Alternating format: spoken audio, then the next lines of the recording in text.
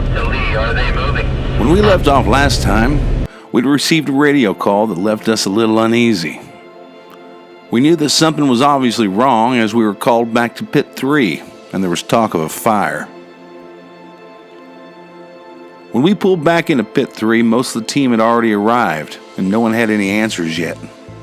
We soon found out that recovery vehicles were going to drag the Hogs racing car off the track course and back to a place where our crew could assess the damage. Well, everything was good till out of Pit 3. Apparently there was a fire, looked like I burned up some electrical. Obviously too much to be repaired before we can get to the next pit before they close, so that's it. So now we're just going to try and get them recovered. Next time we'll be stronger and better and faster and all that stuff.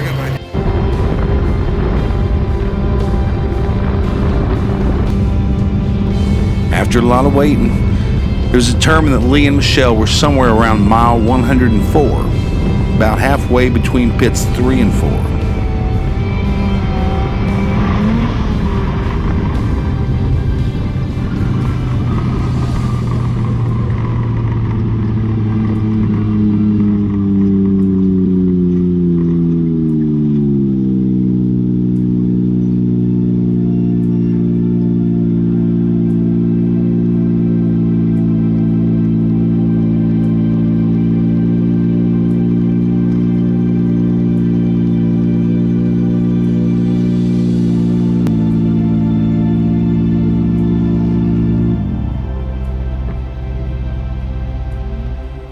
While driving the course, Lee and Michelle heard a noise from behind them, and the car lost power. They pulled safely off the course, and Lee immediately inspected the damage, and with a little help from a fire extinguisher, he put out the fire that was coming from behind the rear passenger side wheel.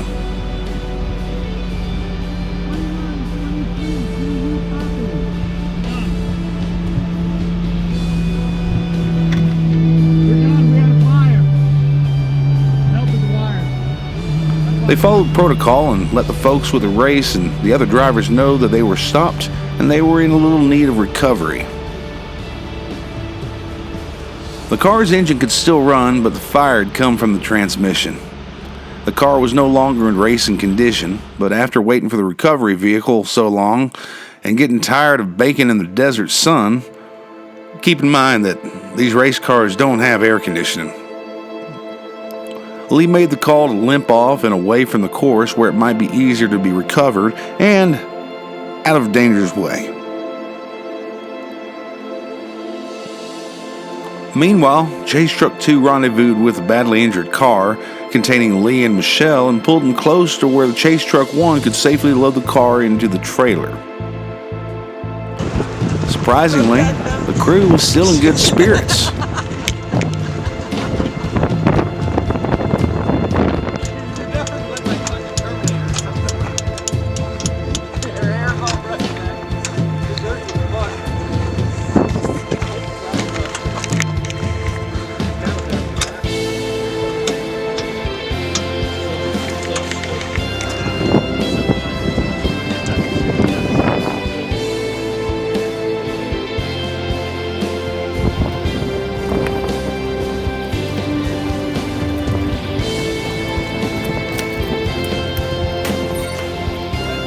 We got the car loaded into the trailer.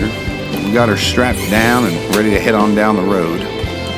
Then we headed back to Pit 3 to meet back up with the rest of the team.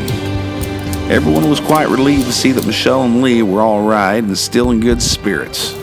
So how was your race? It was so great. Everything was great. She was running great. It just happens.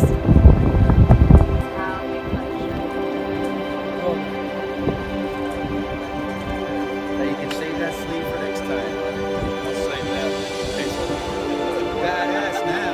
I still think it's way better. Yeah. You take a selfie and send it to your wife.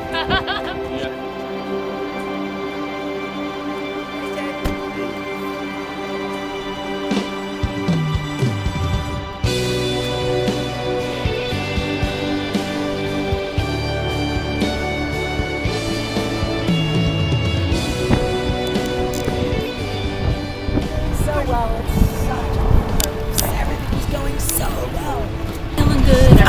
great. It was great. It was going great. He was driving beautifully, and that first stretch where they're, like, please, everybody be careful in that very first stretch. 6 vehicles came flying past us, and he's like, I'm just going to let them pass.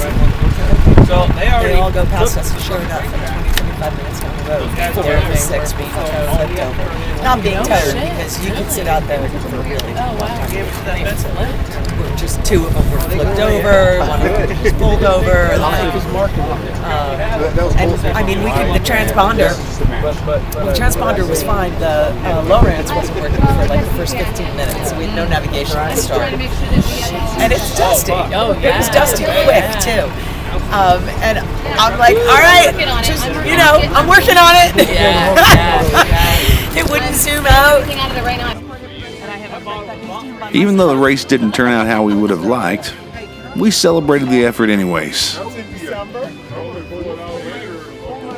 This was the end of the road for this race, but we learned a lot and we came together as a team at every turn and every bump in the road. But this wasn't the end of the road for this trip. We were still going to Reno.